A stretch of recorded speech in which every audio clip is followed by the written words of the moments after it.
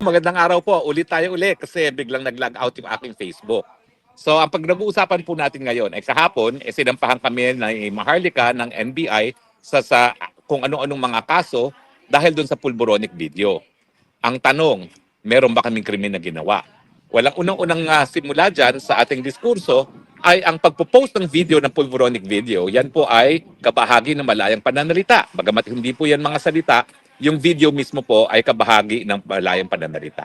So meron pong presumption na lahat po ng kaso na isasampa na nanunupil sa malayang pananalita, yan po ang presumption ay labag sa ating saligang batas dahil yan ay labag sa ating Bill of Rights. O nga pala po, nandito ako sa downtown Eman. No? So, nagkakape-kape, mag-ice cream, at mag-grocery maya-maya. Pero anyway, ang kinasuhan nila sa akin ay incitement to sedition. Ano ba yung incitement to sedition? Well, meron pong mga pananalita at ang intensyon ay para yung mga nakakarinig ay gumawa ng acts of sedition. Ano ba yung acts of sedition na yan? Tatlo po yan. Una-una, yung para magalit sa gobyerno. Pangalawa, yung para pigilan ang mga gawain ng gobyerno. At pangatlo, yung intensyon na magkaroon ng pagkakagulo sa lipunan. Ano ba ang nangyari doon sa pulboronic video? Meron ba akong ginawa doon para magalit ang tao kahit kanino? Well, sa tingin ko hindi. Kasi hindi naman namin intensyon na galitin ng tao. Ang intensyon namin ay dapat, yan ay isang tanong. Yung pagpapakita ng video ay isang tanong.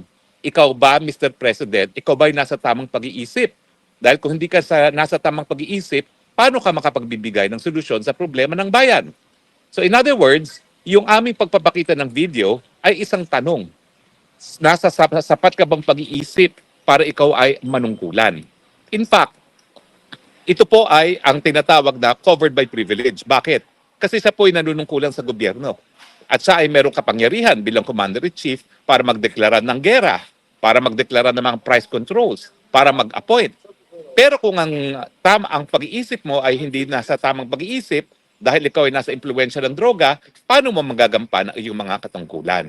Napakadami na pong kaso na sabi ng Korte Suprema, kung ito ay pagpupula sa taong gobyerno, dapat wag balat sibuyas. At ito ay hindi magiging krimen ng libel, lalong-lalo na kung ito ay may kinalaman sa kanyang katungkulan. Ang tanong, ang pagiging bangag ba may kinalaman niya sa pagiging presidente? Abay, syempre, dahil kung ikaw ay nasa posisyon ng presidente, pinakamataas na posisyon sa ating bayan, yung pinakamataas sa sangay ng gobyerno na nagpapatupad ng batas, unang-una, yung paggamit ng droga, yan po ay illegal. Yan po ay labag sa batas. So paano mo mapapatupad ang batas kung yan ay ikaw mismo ay lalabag? Pangalawa, yun nga po, yung kinakailangan nasa tamang pag-iisip. Meron kang tamang judgment. So sa amin, hindi para magalit kay Presidente yung aming intention dyan. Kung hindi, kinakailangan sagutin ni Presidente. Ikaw ba ay lumalabag sa batas? Ikaw ba ay nasa tamang pag-iisip? Now, siyempre, yung dalawa pang klase ng sedition, yung pagpigil sa trabaho ng gobyerno, wala naman kaming ganung ginawa, no? Dahil ang gusto nga namin is mapatupad yung trabaho ng presidente na pinapatupad ang ating batas, kasama na yung ating mga batas laban sa paggamit ng droga, no? At hindi na siya mismo ang gagamit ng droga, no? Now, intention din ba namin magkagulo? Ay hindi po. Dahil ang intention namin talaga ay sitahin ang mga taong gobyerno at siguraduhin na sila ay nasa tamang pag-iisip para magawa ang kanilang trabaho. So ibig sabihin, dahil ito po ay isang tanong at sabihin na natin pagpupula sa kanyang kahinaan ng kanyang personalidad at ng kanyang pagkatao, sinisiguro namin na ang pinakamataas na posisyon sa ating bansa ay dapat nasa sapat na pag-iisip para gampanan ang kanyang trabaho. Kaya sa tingin ko, walang intent to commit sedition. Okay. Now, bukod pa dyan, yun na nga yun, sinabi ko, no? Ito po ay tinatawag na privilege communication. Bakit privilege? Kasi nga po, ito ay pula. Ito ay isang tanong sa taong gobyerno na dapat sagutin. Dahil talaga namang nakakaapekto ang pagiging addict sa katungkulan ng kahit sinong taong gobyerno, di ba po? Kung ang mga ordinary addict, hindi natin pinapapasok sa ordinaryong mga trabaho. For instance, kinakailangan ko kayo magiging security guard, ikaw ay magiging police, dapat meron kang drug test. Hindi ka po pwedeng magmaneho kapag positive sa drugs, magiging presidente pa. Tapos sasabihin nila, sedition daw yan. Kalokohan naman yan. Now, dahil sinasabi na nga natin na constitutionally protected speech yan, anong dapat gawin ng gobyerno? Well, ang dapat na gawin ng gobyerno, tanungin ang presidente. Ikaw ba yan? Hanggang ngayon, di nga sumasagot ang presidente kung siya yung nasa video eh. Pangalawa, nasa tama ka bang pag-iisip? O bakit hindi ka magpa-hair follicle test? Sinasabi nila na kami daw ang merong burden na patunayan na gumagamit siya. Hindi po. Kasi nga, nandyan yung video na yan, kinakailangan addressin ng presidente. Nagkaroon na po ng reversal of burden of evidence and burden of proof. Kinakailangan siya magsabi na peke yaang video na yan. Ano bang ginawa namin? Anong ginawa ko bago ko pinakita yung video na yan? Meron po kasing program sa internet mismo na makakapag-determine kung yan ay deepfake. So bago ko po ginamit yan, bagamat nakita ko na yan sa page ni Maharlika, ipinasok ko po yan sa program na yan. At matapos na ipinasok sa program, ang lumabas na conclusion ay hindi siya deepfake. In fact, pinakita ko po ito sa New York. Nag-step by step kami, in-enlarge ko yung projector at pinakita ko na ang labas doon sa computer program na yan ay it is not deep AI or it's not deep fake. So in other words, ako mismo po, even for purposes of libel, although hindi naman libel to dahil lang dapat magdemanda ng libel si Marcos Jr. mismo, kaya lang duwag, ayaw magdemanda ng libel. Alam mo, hinahamon ko siya, mag-file siya ng libel para magkita kami sa hukuman at nang mapilit ko siya mag-undergo ng hair follicle test. Kasi pag siya ay nagdemanda, meron din akong karapatan na kumalap ng ebidensya no, para sa aking depensa at ang ebidensya ko, yung katawan niya. Titignan natin kung may droga nga, may trace of droga sa kanyang katawan. So sana, Mr. President, huwag kang magtago sa saya ng mga NBI mo. Harapin mo, kami demanda mo, nang sa ganun, mapilitan ka namin magpa-hair follicle test. Dahil kahit anong panawagan namin, hindi mo naman pinakikinggan. So baka kinakailangan talaga, korte ang mag-order na ikaw ay mag-hair follicle test. Pero bukod pa dito sa computer program na ginamit ko na readily available sa internet, 2 beses po dumaan yan sa authentication. Yung una po, nang nalaman nung nag-authenticate kung sino yung nasa picture, ayaw magbigay ng certificate na walang AI, na hindi siya AI, na hindi siya tampered. Bakit? Kasi may kinalaman sa gobyerno yung kumpanyang yun. Okay? Government-owned and controlled corporation. So nung nalaman nila na presidente ng Pilipinas yan, bagamat dayuhang bansa yan, ayaw na nila magbigay ng certificate, bagamat sinabihan talaga nila si Maharlika na yan ay authentic at hindi fake. Anong ibig sabihin yon? Ibig sabihin yon, even si Maharlika, gumawa ng mga hakbang para masiguro na hindi siya deepfake. Dahil kapag hindi siya gumawa ng hakbang na ganyan at hindi siya nag-ingat, pwede siyang madali ng libel. Pero ito, kung a-apply natin yung New York Times versus Sullivan test, walang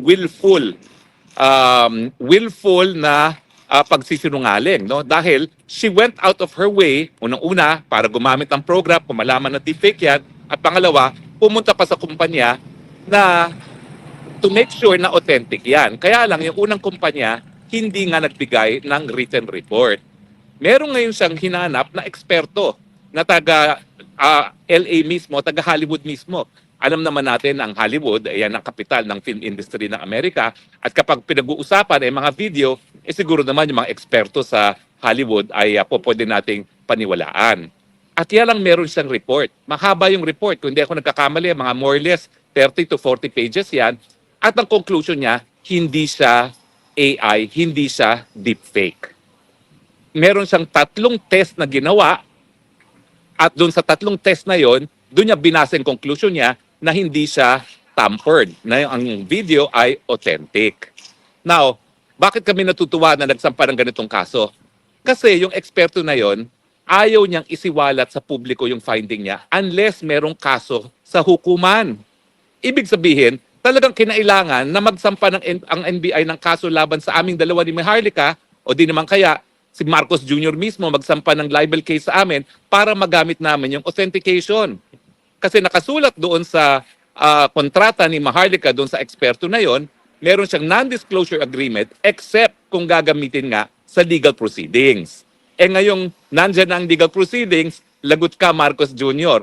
Mababasa ngayon ng buong daigdig ang katotohanan na authentic ang pulvoronic tape. So maraming salamat. Now, kung malaman ng tao yan na authentic at paniwalaan, kasi eksperto naman yung nagsasabi at 2 beses na nagkaroon ng authentication, plus meron pang computer program na nagsasabi na authentic siya. O, kung nagalit ang tao, kami ba may kasalanan nun? Hindi. Kasi yung galit na yon, magbubunga yon sa katotohanan na wala palang kakayahan ang presidenteng mamuno. At ang hihingin nila, syempre, na ang presidente magbitiw. Now, yan ba'y krimen? Hindi. Dahil yung panawagang magbitiw, yan ay karapatan ng taong bayan. Dahil sila ay tunay na soberenya. At wag nating kakalimutan ha, 2 beses na sa ating kasaysayan na pinaalis natin ang mga nakaupong presidente. So hindi po yan illegal. Kaya nga ang ating saligang batas, unique sa buong daigdig. Dahil sa buong daigdig, tayo lang ang may probisyon na kinikilala ang people power.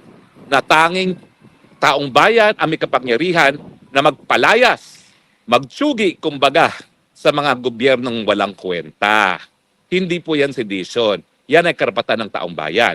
At kung ako'y mananawagan, ayan na, pag nakita nyo ng authentication, pag naisa publiko na namin, wala nang kaduda-duda na hindi yan deepfake, anong gagawin ninyo? Bahala kayo magdesisyon, wag lang kayo gagamit ng dahas. Ang gumagamit ng mga dahas ay gaya ng mga lukulukong mga trililing na gumagamit ng dahas pero nag-i-stay sa 5-star hotel at sinisimot yung laman ng kitchen. Okay? Yun po ang tinatawag na kudeta. Yung paggamit ng dahas na walang suporta naman ng taong bayan. No? Now, yung aming mga ginagawa ni Maharlika, pwede ba maging seditious yan talaga? Hindi po, miski sabihin na natin may mga ibang tao magagalit. Bakit? Kasi wala po clear and present danger. Yan po ang importante. Kapag pananalita lamang at wala ka namang kakayahan para talagang patumbahin ng gobyerno at walang clear and present danger, yan po ay sakop ng karapatan ng malayang pananalita. So makikita po talaga natin ay talagang binigyan lang kami ng pagkakataon ni Director Santiago na mapakita, masiwalat sa buong bayan yung authenticity ng pulboronic video. Kaya nga po, nagpapasalamat kami. At taong bayan, ang pangako ninyo, ngayong naririto ng pagkakataon para mabasa ninyo ang authentication report, maghusga naman kayo. Huwag na kayong magpa-petiks-petiks. Pag sa tingin nyo talaga na naniniwala kayo sa report na authentic yan at wala sa tamang pag-iisip ang ating presidente, maghusga naman kayo, please. Dahil baka mamaya, wala ng 2028 ang Pilipinas kung mag-aantay pa tayo at papayagan natin ang mga tao wala sa tamang pag-iisip na mamuno. Hindi po krimen yan. Kasi taong bayan ang tunay na soberenya sa ating Republika ng Pilipinas. Suma total, meron bang incitement to sedition? Wala. Kasi hindi naman namin pinababagsak ang gobyerno. Hindi namin ginagalit ang taong bayan. Hindi namin pinipigilan ang kahit anong sangay ng gobyerno gawin ang katungkulan nila. Ang ginagawa namin sa paglabas ng video na yan, tinatanong namin, ano ba? Ikaw ba ay addict? Ikaw ba ay addictus benedictus? Dahil kung ikaw ay addictus benedictus, wala kang karapatan mamuno. Dahil ang daming problema ng Pilipinas. Kalahati na ngayon ng ating populasyon nagugutom. Paano naman mabibigyan ng lunas ang pagkagutom na 1 out of 2 Pilipino ay gutom ngayon kung ikaw ay babangag-bangag? Diba? Ang inaasahan sa amin na nga namin kay Manang Aimee, ngayong inindurso ka na ng Inday Sara, sabihin mo na ang totoo. Hindi ako naniniwala na magkapatid kayo na hindi mo alam kung ang kapatid mo ay bangag. Pati nga dun sa isang artikulo sa Rolling Stone magazine, sinasabi nila na yung nag-aaral daw si Marcos Jr. sa Oxford, sa taga-bilyon ng kilo-kilo ng cocaine para sa mga kasama niya. Nasa Rolling Stone magazine po yan. Hindi po ako nag-imbento niyan. Hindi sa akin ang galing yan. Rolling Stone magazine yan. Ang tanong, mula nung kabataan niya hanggang ngayon, gumagamit pa ba siya? Ako talaga, nung sumapi ako sa Unity, may binigyan ko siya ng benefit of the doubt na baka hindi na naman. Kasi marami naman talaga tayong ginagawang kapalpakan nung kabataan. Pero habang tumatanda, natututo na. Pero alam nyo, sa tingin ko talaga, itong mga alta sa Pilipinas, ang tingin kasi nila sa cocaine, natural. Kaya sa kanila, okay lang. Hindi po okay yan. Dahil talagang napaka-addicting nitong okay neto at saka napakatindi nung hide di umano no, na nakukuha nila na talagang hindi sila mabubuhay ng wala yan. Meron nga palang report ha na doon sa LA, hindi lang yung namatay ang merong trace ng droga, kung hindi yung mga kasama rin ng namatay, merong trace ng droga. Alam nyo na kung sinong iniisip ko. Meron din ba siyang trace ng droga? Ilabas ang mga dokumento kung meron. So malinaw po ha, ang pagsampa ng kaso nila, walang kwenta. Pero sinampa rin nila yan dahil inaasahan nila na matatakot kami ni Maharlika na ititigil na namin yung bangag, ngiwi. Hindi po. Kasi ito po ay mga katanungan na dapat sagutin. Ayan po, kinakaladkad tayo sa kuko ng gera laban sa China na wala naman tayong interes. Yan ba'y epekto ng pinagbabawal na droga o hindi? Walang solusyon sa pagtaas na presyo ng bilihin. Yan ba'y epekto ng pinagbabawal ng droga o hindi? Walang magawa sa korupsyon. Hindi makontrol ang mga kaibigan ng mga smugglers at mga korap. Yan ba'y epekto ng pinagbabawal na droga o hindi? Yan po ang dapat sagutin ng presidente natin mismo. Wala pong ibang makakasagot dyan kung hindi ang presidente mismo. Ang ginagawa lang ng NBI sa pagsasampa ng ganitong mga kaso at wala pang kwenta ang kanilang testigo, talagang sinusupil nila ang malayang pananalita ng mga mamamayan. Ako naman, lalo mo akong supilin, lalong lalakas ang aking boses dahil alam ko ang karapatan ko. Wala akong pakialam kung ako na ang pinaka-kasuklam-suklam na tao sa kanila. Basta ako, may karapatan ako magsalita, lalong-lalo na kung ito'y tungkol sa pamamahala ng gobyerno ko dahil nakasalalay ang buhay ko dito sa kapalaran ng ating bayan. Ako po'y nasa abroad. Ilang beses na po ako nag-abroad. 2 beses po ako nag-aral. College at saka postgraduate. America at England. Sa parehong pagkakataon po pwede po ako nanatili na dahil ang aking mga kapatid, lahat po kami pinag-aral ng lolo ko abroad sa Amerika. Pero ako lang po ang bumalik sa Pilipinas.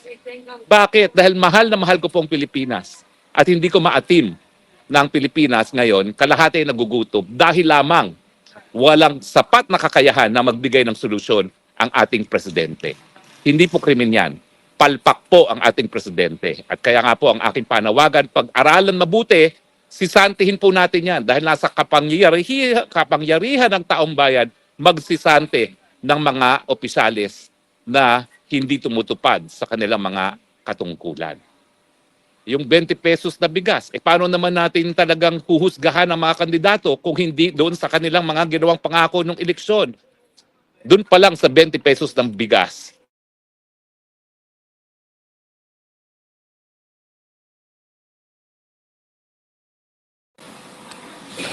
Nawala po tayo sandali, pero maraming salamat po sa inyong patuloy na pagtangkilik. Masyado na po siguro mahaba, kaya pinapaikli na.